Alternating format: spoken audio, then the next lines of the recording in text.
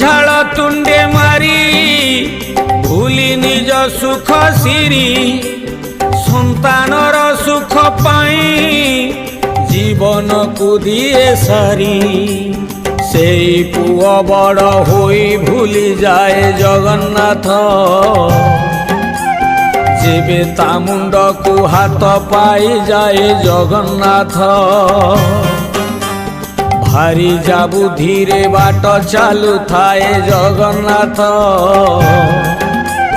ବାପାକୁ ଅକଥା କହି ଗାଳି ଦିଏ ଜଗନ୍ନାଥ ପୁଅର ବୋଝକୁ ଯିଏ ବହୁଥିଲା ଜରାଶ୍ରମେ ପୁଅ ତାକୁ ଠେଲି ଦେଲା ମଣିଷରୁ ପଶୁ ହୋଇଗଲା ଧନ ଧନ କହି ଗେଲ କରୁଥିଲା।